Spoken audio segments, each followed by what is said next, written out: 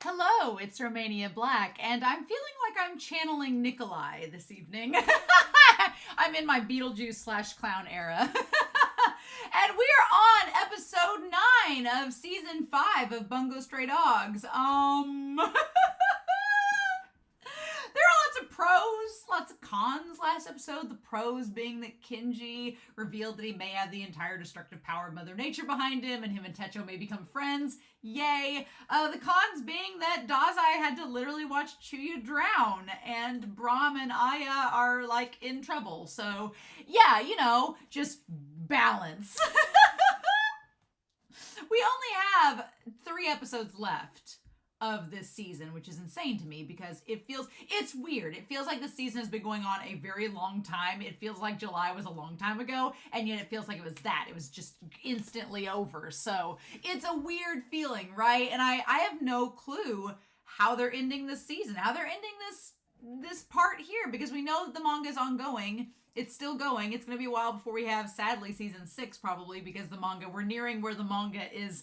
We're catching up to the manga, so that means we're going to have to wait a long time, which is sad. I feel like I have no right to complain, though, because Bones gave us season 4 and 5 back to back as basically one giant season, so I really have no right to complain, but I am sad that Bungo Stray Dogs is probably going to be on hiatus for a while, but we have other things we can look at with Bungo Stray Dogs while we wait, so that's always a plus, right? So, yeah, I've got some comments before we get started with this episode. First, Dana.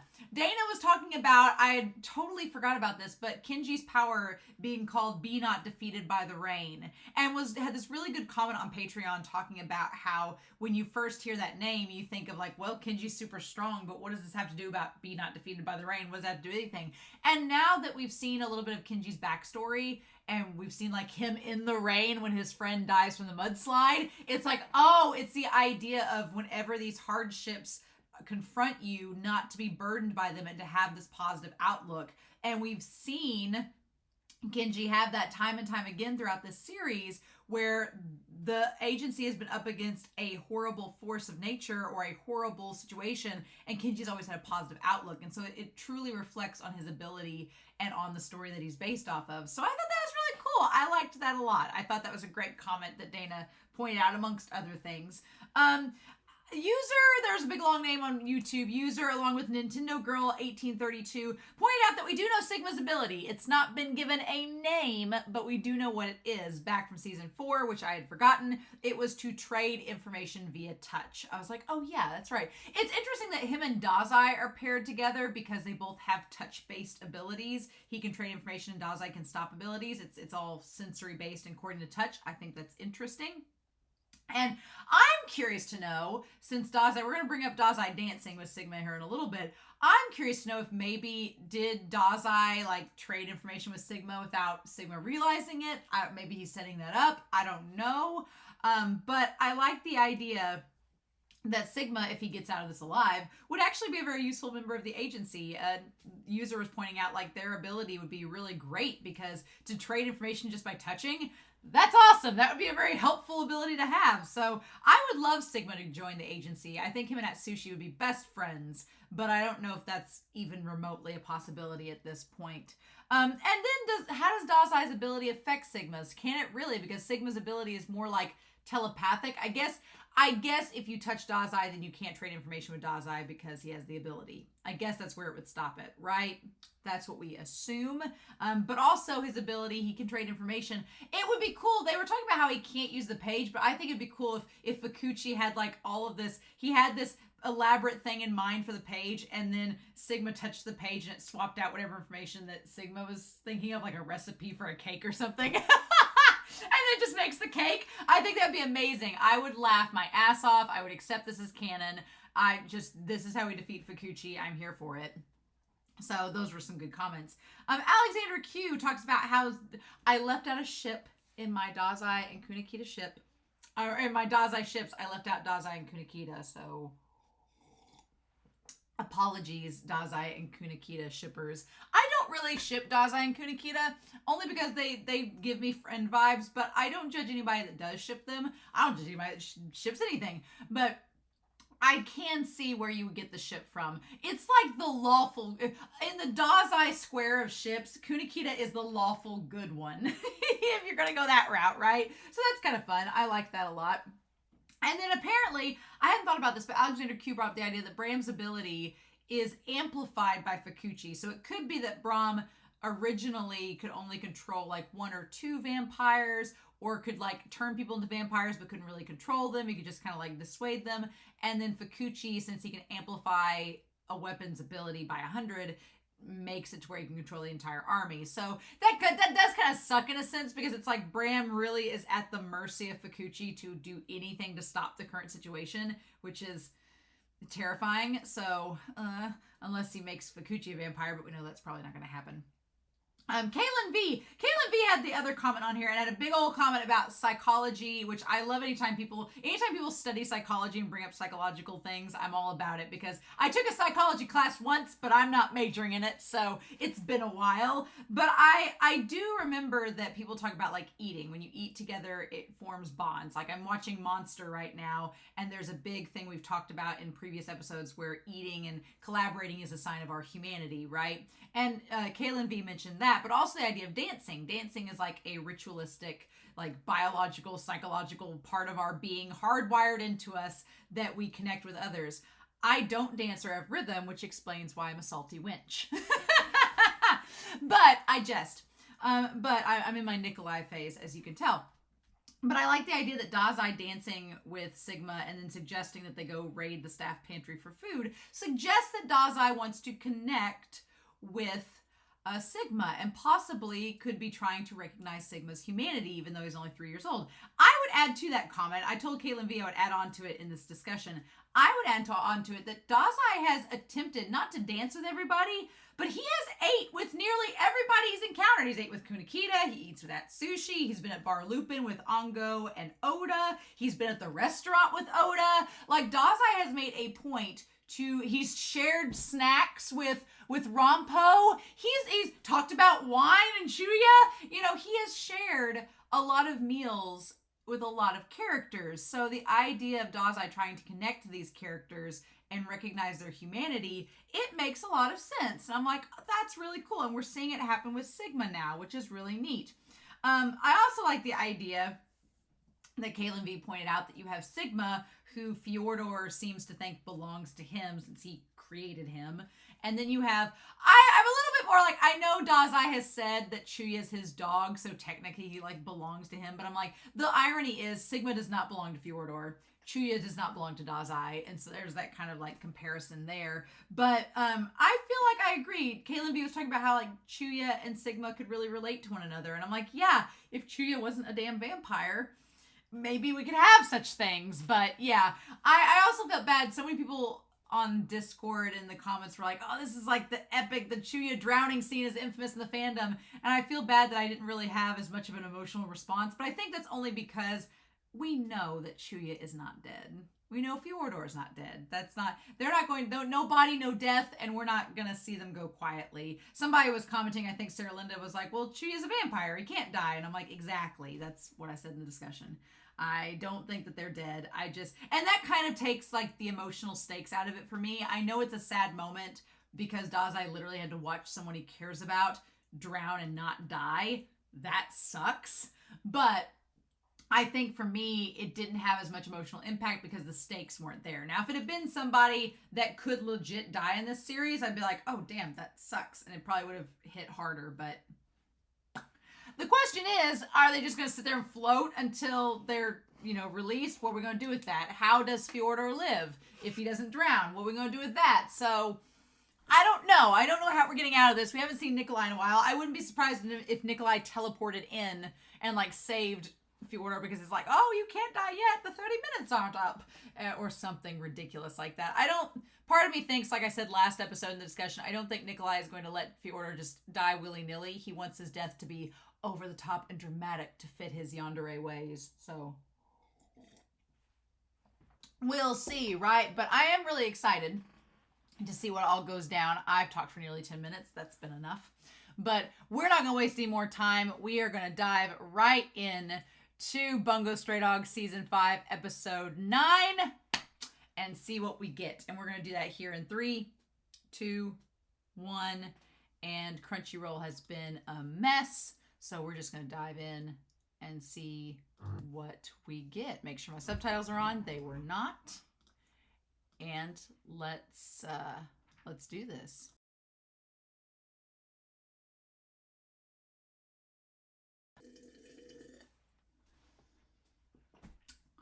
Why can't we have nice things, show? Damn it! I was joking when I said episode 6 was gonna be like the only happy times we got in this series. Man, I just need Mori to come save his bae. We haven't seen him all season. We haven't seen Mori and Elise all season. If they could show up and rescue Fukazawa, that'd be great. If Mori could have gone and got Natsumi and they show up and whisk away Fukazawa and he's like, he's mine now, bitches, that'd be great because I need some levity. I need some levity. Huckleberry needs some levity too. I need some levity. I can't do it. I feel like the BSD fandom. It's like BSD, BDM. I'm like, are we just like a bunch of masochists? Are we just into this at this point? God. When I started out this series, I was like, oh, it's kooky, fun, and campy. And then season 4, I was like, wait a minute. Now we're at season 5, and I was like, I want to go back to the happy times, please. So, I hate it. I hate things. I'm mad at Fukuchi can go suck a dick and dive off a cliff for all I care. And the thing about it is like, I've watched series at this point that whatever, I feel like either the end goal of the Decay of Angels has already been said, and I'm overthinking it, or it's going to be something like, oh, well, they want to just get rid of all of the ability users. But I'm like, I don't know why Taruko would be okay with that unless she's just done. And then why would Atsushi be like, and if Atsushi's like, well, I can't really be mad at him for that idea. So because Atsushi's been pretty self-loathing as well, right? So whatever the reason is, it's not justifiable. To me.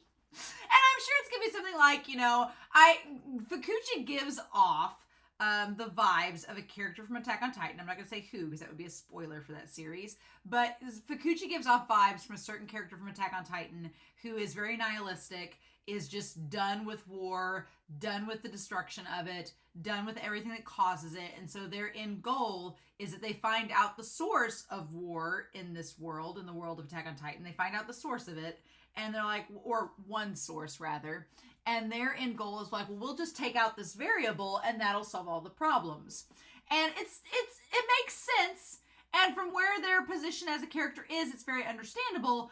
I don't agree with it, but I'm just like, okay, I get where the character's coming from. And I get those same vibes with Fukuchi. I feel like Fukuchi is like that Attack on Titan character where he has lost his friends to war. He realized how pointless it is. He hates it. And so his end thing is, I'm going to prevent war. It's not a matter of revenge. And the same thing with that character from Attack on Titan. It's beyond revenge. It's not that. It's that they don't want situations like what's happening and what has happened to them to occur in the future. Their thing is, I'm going to break the cycle, and this is how I'm going to break the cycle. And the Decay of Angels is, the goal is we're going to get rid of all of the gifted users, and then we won't have these troubles. We won't have this situation. We won't have the situation where people can use their abilities to keep bringing back the dead over and over again like Yasano and keep dragging them into battle. We won't have ability users who get used by the military and get forced into battle and have no say in the matter. We'll get rid of ability users that cause the scuffle to begin with, and then that will solve the problem. We won't have the situations like Brahm and the vampires because those abilities won't exist. The problem with both scenarios in Attack on Titan and in this series is that just because you get rid of the variable, it doesn't solve the issue of conflict. It doesn't. There's still probably going to be wars had, and people are still going to go through it because you didn't solve the problem. You broke the wheel, but you didn't fix the situation, right? Now, instead of, the wheel may be broken, but the cart is still there. It's just now functioning on a broken wheel. So it is frustrating because I relate Fukuchi to that character from Attack on Titan, and I see what they're going at. I think that that's their motive, and I could see why Atsushi would be like, well, who am I to say no? Because, you know, a few seasons ago, Atsushi was questioning whether he should even exist because of his ability, right? His ability has been something that's caused pain, and so he's like, why should I even exist? And so I could see why Atsushi questions it, but Dazai is there at the door being like, no, you've got to keep going. And which is so funny because Dazai is the one who takes away abilities, so it's cute. But yeah, cute's not the right word, but I'm at the point where this series has made my brain mush.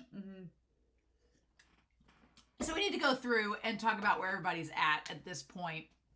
And Aya is like, so we have Octagawa, right? We have Octagawa who is with Brahm and has been given to apprehend Brahm, and he's been given the order by Fukuchi to kill Aya.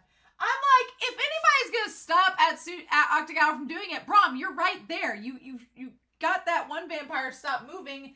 Octagawa's, you've got him right there. Why don't you just stop him? But he told Aya to run, and she was too freaked out because she's 10 years old. Can you blame her? And then apparently she got skewered by him. I want to go back to that scene. We might as well just start over and go through this Land of the Inhuman Demons Part 2. Oh my gosh. This episode gave no reprieve. It was not giving reprieve at all. And then he tells Aya to run. But I'm like, where's she going to run? And even if she could run, his ability is like ridiculous, right? And so then he basically like skewers through there. Now we don't see what happens to her. So as far as we know, she either dodged the blow by Octagawa or Brahm did something or something happened. I mean, does Aya have an ability? It'd be great if it activated right now. It'd be great timing, but I don't know. I don't feel like Aya's dead. I don't feel like he skewered her. I feel like we would have been shown that, but again, maybe this series didn't want to show us skewering a child. I feel like she got out somehow. I don't know how. No body, no death in this series, right? That's as far as we know, which makes me concerned about Fukuzawa. But so Tanizaki and Kunikita get apprehended by Fukuchi. We'll talk about that. And then Atsushi is like with Taruko. Get out of this OP here. Get back to reality. The book situation is interesting because in the OP, there is the book falling over, like the book toppling down with Atsushi and Fukuzawa and all of them there. So, and we go back to the Aurora Borealis and the soldiers saying, I don't want to die in the middle of nowhere like an insect, just treated as just a commodity. He's like, please avenge us, Fukuchi Dono. Free us from regret. And he says, please, and he dies. And then Fukuchi's the only one that lives on the battlefield. So we have this idea. I like that we're tying back to season 4 with Fukuzawa, and that we had that little callback where we have Fukuzawa and Fukuchi, who, it's just basically childhood friends, romance vibes. Why are we not surprised? Where they were like best friendos. They're best friendos, and they were combined together by the sword. And they talk about how they're not going to be lonely anymore because of that. Although it's Fukuchi that says that. Fukuzawa, the thing about it is, Fukuzawa, I feel like Fukuchi fell a lot harder for Fukuzawa than Fukuzawa fell for Fukuchi. I feel like it was way more one-sided on Fukuchi falling for Fukuzawa. And so he like found this camaraderie with him and wanted him to be with him. But Fukuzawa is like bound by his idea of duty and the idea of his own like personal beliefs. And you can't fault Fukuzawa for that because he's like, I don't want to go into battle. He's like, what is Fukuzawa says that there's ways, he's like, you can save your friends. You can save your friends, or you can stop the war. And he's like, I'm into the big picture of stopping the war. He's like, I don't want to go battle with my friends. I want to stop the war and cease the conflict from occurring anymore. And so that's when he takes on that job as the assassin who ends up like killing the people involved in the negotiations, right? And ends up, I guess, inadvertently stopping the conflict. The question is, did he stop the conflict or did he make it worse inadvertently? We don't know for sure. We think that what Fukazawa did stopped the conflict and stopped the war, but by that point, Fukuchi was already pretty far gone. At that point, he'd seen too much, and it had changed him. He wasn't the same person. And he lamented to Fukazawa that he thought that was going to happen. And Fukazawa was like, well, I feel like Fukuchi fell harder. He thought Fukazawa was going to go with him, and Fukazawa was like, no, I can't follow you, and I don't have ties to these people like you do. I'm more interested in like the big picture of it, right? Which is funny because now it's reversed. Because now Fukazawa wants to save his friends instead of focusing on the big picture, and Fukuchi's kind of done that. So it's funny how their paths have kind of flip-flopped and kind of altered. That's really interesting. That's kind of reversed. But we've seen that happen so much in the series where characters start out on a certain trajectory and then it flips partway through. So, I mean, should we be surprised by that? No. I also like the comparison of the red and green where you had Fukazawa in like the blood red environment with all the bodies dying, and then you had Fukuchi in like the green aurora borealis, like the green and red contrast is good. And Fukuchi, it's hard to not get their names mixed up. Fukuchi tells Fukazawa that he's like, you don't know what it's like to be on the battlefield and to do all this. And I'm like, well, Fukazawa kind of knows because he's had to kill all these people to get this thing done.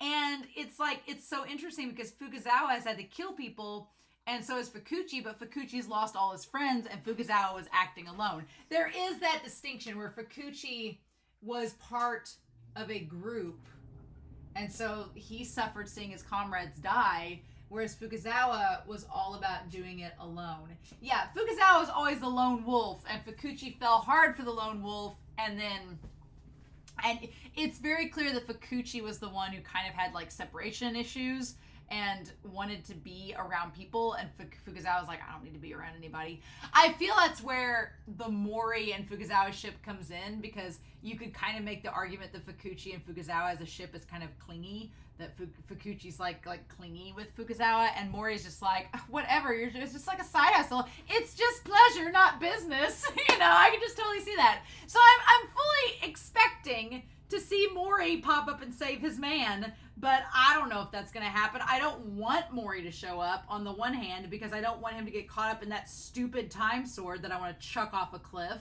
But at this point, I'm like, if he saves him, if Natsumi made like some kind of like distraction and allowed them to get Fukazawa and everybody else out of there, that'd be great. I'm like, Natsumi, if you can show up as a cat, do some kind of weird flashy thing, get them all to smoke bomb and escape and have Mori help them get out of there, that'd be right as rain.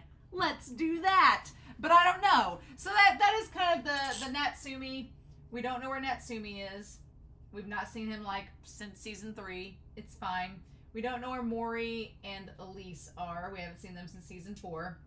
Yosano is nowhere to be seen, which, thank God, Yosano needs to like take cover, hide in a bunker, don't go near anybody, because you know Fukuchi would be after her and would try to kill her because he knows that she's like, the power she has is problematic. Maybe she's with Mori.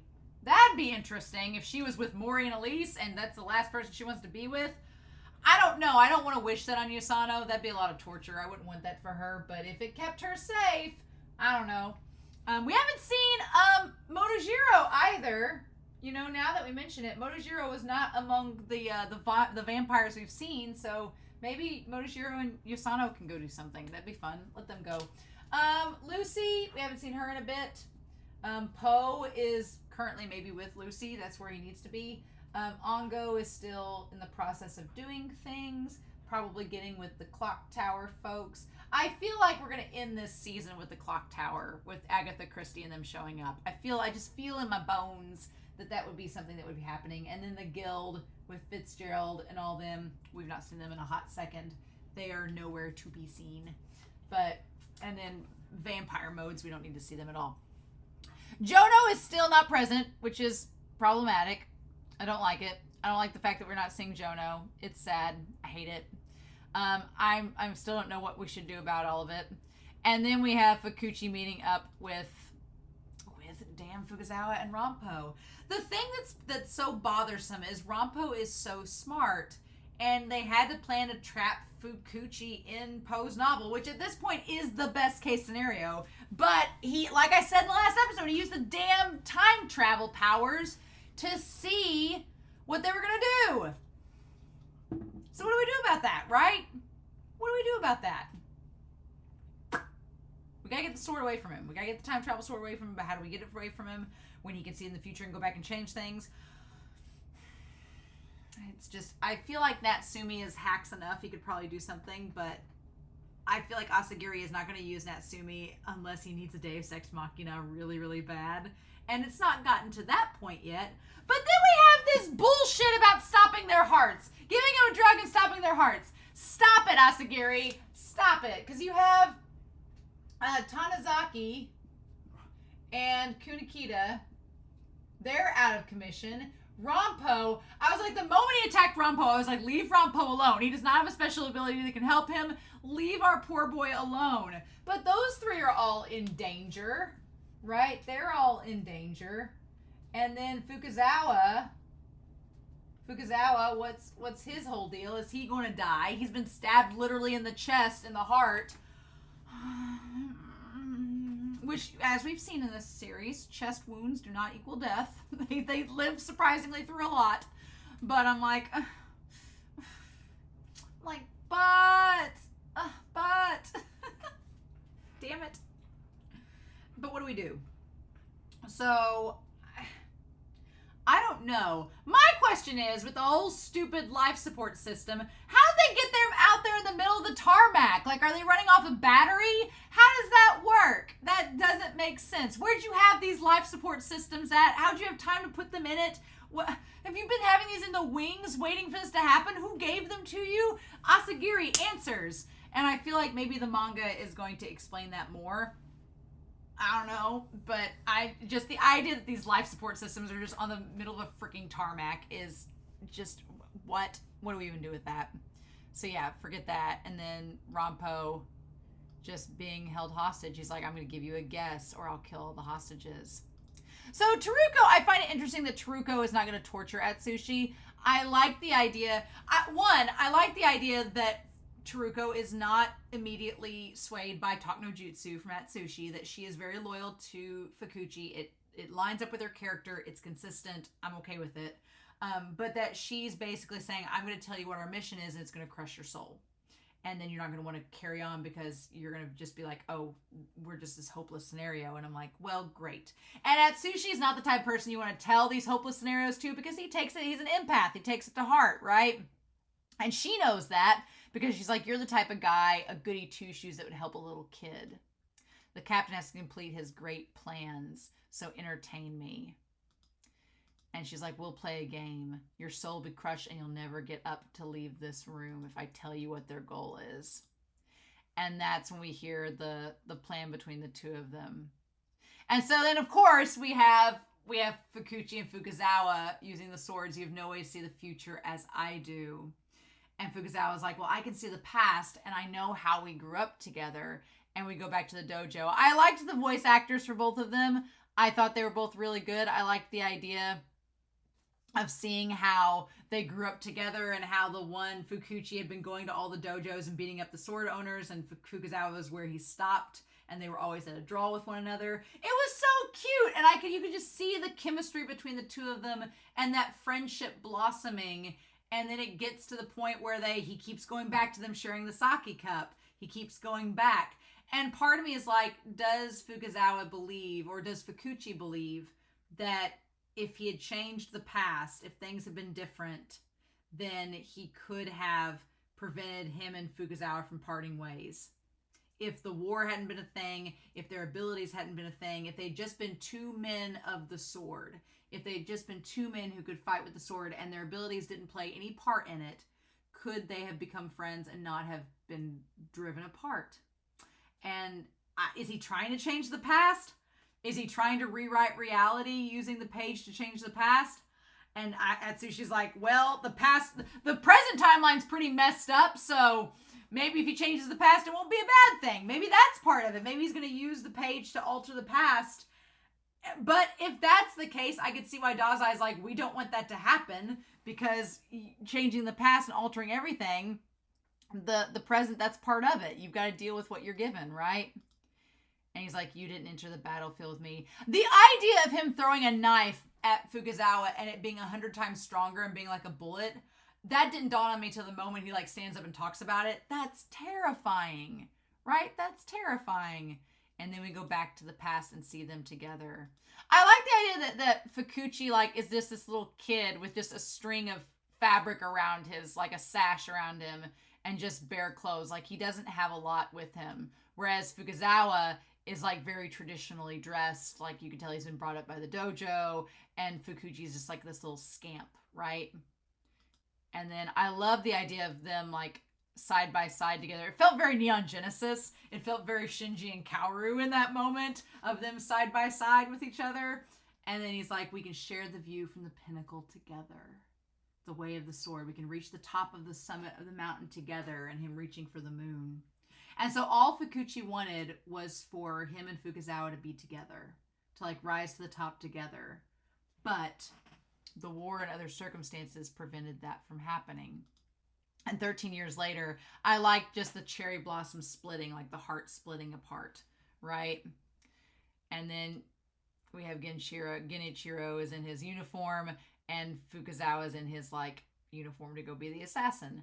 And we see the two herons and the one flying away, going to the higher position. It's so sad, right? And he wants them to be together. And he's like, you're one of the 5 great swords. We could totally do it. And he's like, but my friend. And Fukazawa's like, and that silence from Fukazawa, like Fukuchi considers them friends. And I don't think Fukazawa doesn't consider them friends, but I think he's like, look, you got to do your thing. I got to do mine. And I can't be a part of what you're doing. Like Fukazawa is very much marches to the beat of his own drum. And I'm sure it comes as like, it may feel like a betrayal when he, picks up Ranpo later on, because Fukuchi's like, well, why couldn't you have come with me? You picked up this stray kid off the streets, but what about us? What about our friendship? And there's the tree in between them, right? All that exists on the battlefield is the act of taking life. Which is kind of like bold words from Fukazawa, because he ends up becoming a mercenary, right? And Fukuchi's like, I'm different from you. I won't ask anymore. He says to protect your friends from death and to end a war are 2 different things. And I chose to end the war. And so I feel like Fukazawa, what Fukuchi didn't realize in that moment was that Fukazawa was wanting to be with him. He was trying to help, but in his own way. He's like, I can't save your friends, but what I can do is stop the war, and maybe that will inadvertently help you. But by that point, Fukuchi was so changed by the environment around him, he didn't see that way anymore, and he was just so warped by what happened that he couldn't see that was what Fukazawa was trying to do. I like the fact we get subtitles for these damn boxes now. The Silver Wolf and the Mirror Lion, right? The Silver Wolf, the lone swordsman, slew the war hawks within the nation and nudged the war to its end. But the heroic Mirror Lion went to the battlefield and became a demon. And so Atsushi, of course, is like, the agency didn't know anything about these plans. And Taruko's like, I've unlocked the door. You can leave if you want to. He's like, the final comedy of the human realm needs an audience. I won't kill you yet. And so the chairman of the EU here has looked in the documents to see what his plans are. And he's like, you're going to unlock the one order within 5 minutes, or otherwise I'll have the vampires attack the world all at once. Now, it'll be funny if in 5 minutes he doesn't have Brahm and he can't do his plan. That would be hilarious. I would find that rather funny if Fukuchi's plans were thrown off. But with this series, I don't know. This series makes you think something's going to happen, and then it completely throws you for a loop, right? And then, man, God, when the chairman of the EU is like, oh, this is just part of your plan to save the world, right? And Fukuchi's like, you're stupid, but I'll keep you around after I kill all the others. I'll just keep you around for kicks. And he's like, well, I trust that you'll truly abort the vampires' attacks when I unlock the one order. But it's like, no, I don't think that's what's going to happen. You can't trust Fukuchi at all. And so Fukazawa's like, is this revenge for your comrades who were starved of supplies and forced to consume each other? Which is terrifying. For the men who were shot from behind by the superiors who are trying to surrender. Which is terrifying. And he says, was for the infantrymen forced to fight to their deaths by healing gifted. Which was Yusano. He's like, against the administrators who forced the orders on the soldiers using rhetoric about valor. Against the cabinet, which pushed their own failures of diplomacy onto the front lines. Against the people who supported them and spectated the war with enthusiasm. You targeted the agency to punish me for my betrayal, didn't you? But he's like, that's not it. He says, you're wrong. Ugh.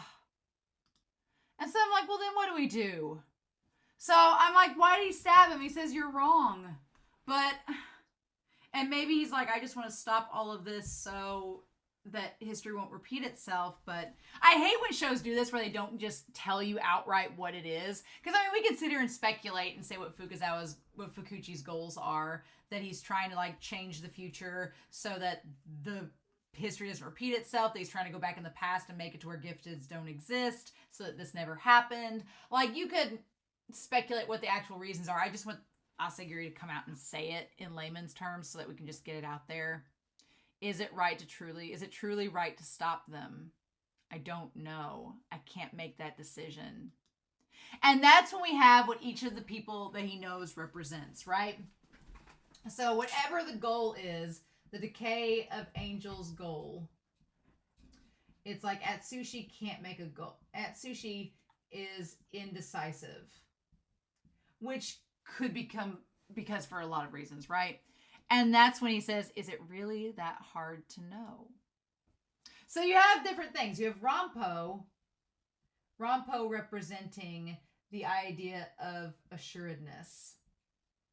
You have Ranpo saying, is it really that hard to know how you feel? Like, come on, you know how it goes. And then you have Kunikita saying failure is unacceptable. I like the idea of Kunikita being that it has to be a success. I like Kunikita being that portion of Atsushi, right?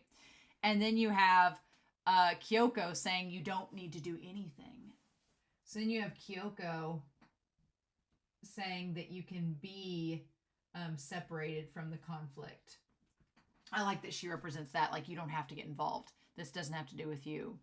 And then they have the one thing, which is Akutagawa, who shows up. I like that Akutagawa has come into Atsushi's inner circle. He just walks into the light, just casually, and says, look outside. And then we have Akutagawa saying, look outside. Which is funny because it ties over to Dazai, who says nothing but points at the door. I like the idea that you have Ranpo. Ranpo represents Atsushi, like, being unsure about himself, and Ranpo being like, be sure. You know who you are. You can be sure. Be confident in yourself. You have Kunikita, who represents, like, you've got to succeed. Go ahead. I feel like Kunikita is probably the most negative of Atsushi's thoughts there. Then you have Kyoko, who's like, you don't have to do anything. You weren't involved, like, trying to save him. And then I like the Akutagawa and Dazai. The fact that Akutagawa and Dazai are so connected to one another makes me, like, it furthers my shipping of Akutagawa and Atsushi, because Atsushi, he connects more with Akutagawa than the others, except for Dazai. And he says, look outside. And of course, Akutagawa being connected to Dazai ties into that perfectly. And he says, outside. And then he sees Dazai saying, go find out. I like Dazai kind of has that message of keep moving forward. You know, again, we go back to Attack on Titan. Keep moving forward and just go find your answer. If you don't know, don't sit here and wait for it to come to you. That's not going to happen. Go out and find the truth for yourself. And Taruko, he's like, I'm too much of a fool to decide what's right, but that's not a reason not to act. Just because I don't know everything doesn't mean I can't do anything. And so he's going to go find the president, which, oh my God. And then Taruko's like, let him go. Because she thinks that Taruko thinks at this point it's not going to matter. The captain's going to kill Fukazawa. It's not going to make any difference. I am worried about Atsushi going out and finding Fukazawa and realizing that he's like dead or worse. I don't know. Meanwhile, we have Dazai and Sigma playing rock, paper, scissors. And I like that Dazai wins every single game. He's like, I know your next move from the tension in your arm, your gaze, and the time between your movements. And I imprint your next move in your subconscious with subtle gestures. I like that Dazai's just trolling him. Just trolling him. And Sigma's like, I absolutely hate you. Thank goodness you weren't at the casino. And Dazai says he's not superhuman, even though Sigma says he's wrong. I feel like Dazai at that moment, he's like, look, everything I'm doing is just sleight of hand. It's nothing that anyone else can't do as long as they know how to do it. So he's like, don't think I'm some superhuman, even though Sigma very much does. And he's like, why did you choose me? And so I like that Dazai at first is like, oh, well, you're just like Kunakita. I can torture you and troll you and you take it the best way. But his reasoning for having Sigma is, one, because of his power. And I hadn't thought about him being able to use on a corpse. But that was plain. It's like, oh, well, you just use your power on a corpse. And I was like, bold of you to assume that Fjordor is dead. And then the other thing that he did, what does he say there? He says was because he didn't want Fjordor to kill him. And I do agree. Like, I feel bad for Sigma because Sigma's entire existence has been being used by others. Dazai included. But I feel like he's been used by someone his entire existence. But I do like the fact that Dazai is like the first person to acknowledge that he's a person. And the first person to say, oh, hey, I want you to come with me because I don't want you to get killed. Like, to actually care for him, right? Because nobody else, I think, in this series has really cared what's happened to Sigma. They just have kind of kept him around because he's useful. But Dazai doesn't want that to happen to him. So I do like that. I like the relationship that they've been developing, right? And so then we have the idea as they get in the elevator, we have Sigma running through how people have been using him. And then as they're going through the elevator, it's taking too long. And so Sigma runs through how other people have been using him and why him. I do like the shot of him in front of the mirrors. And the one mirror on the wall is the reflection of him. And the others are like all in darkness. I really like that. Nice. I think it's good. And so Sigma running through, like, Dazai doesn't use people. He's not using the agency or him. I'm like, he kind of is using you, but it's, you know, a light using, right? And that's when Fjordor reveals that he is still alive. And he killed the damn cat, which is very sad. I'm sad that he killed the cat. I liked her. Sad days. He says, I'm cold and wet and I'll keep it brief. I'm like, to be fair on Fjordor's end, can relate. Would feel bad too if I was cold and wet. It's like, I'm going to keep it brief. And he's like, hey, the time stop signal ceased. So my accomplice must have been killed. And he says, Dazai-kun, I'm a little surprised. Not by the flooding, but I'm surprised at the shallowness of your bond with the gravity manipulator. That is cold. Dazai spent the last episode remorseful that he had to kill his friend.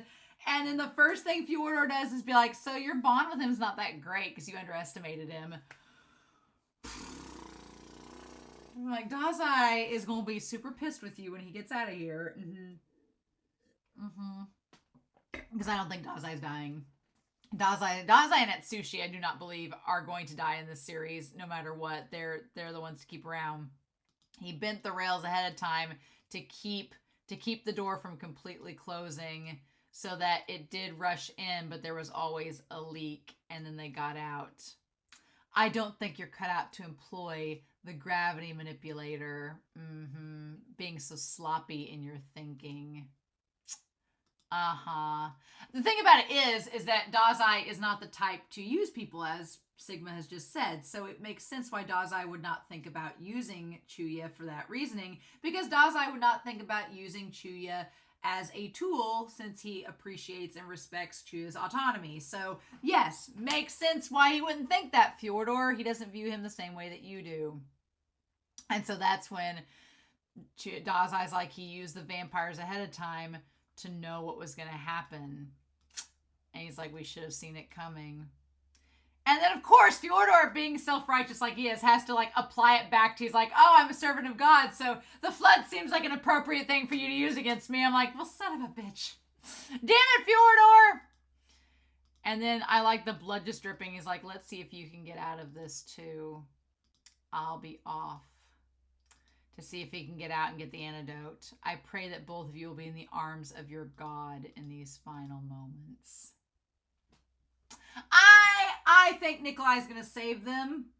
I think Nikolai is going to save Dazai and Sigma because he wants them to win, because he wants Fyodor to die. But I don't know how they're going to get out of this. I don't know.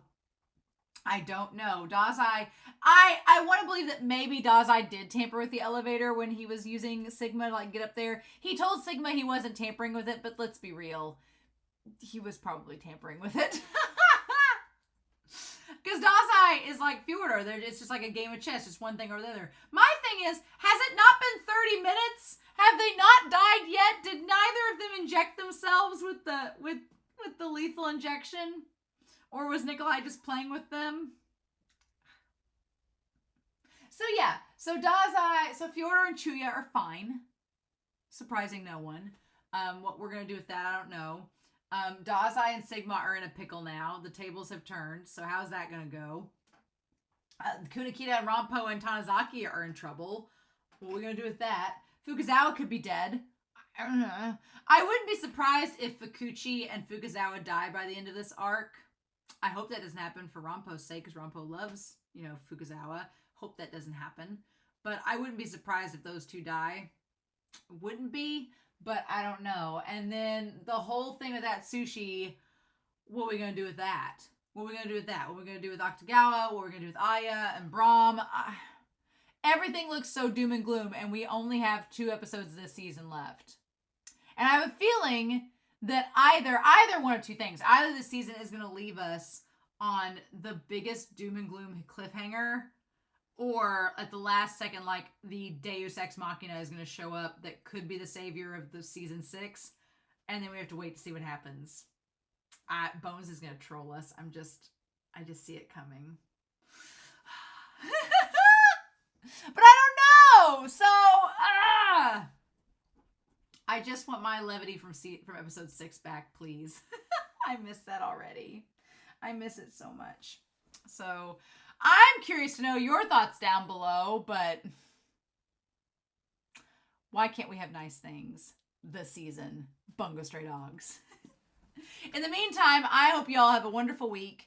Please stay safe, take care, and yes, I'll be back. God, next week is the penultimate episode. How dare. I'll be back next week with the penultimate episode of Bungo Stray Dogs Season 5.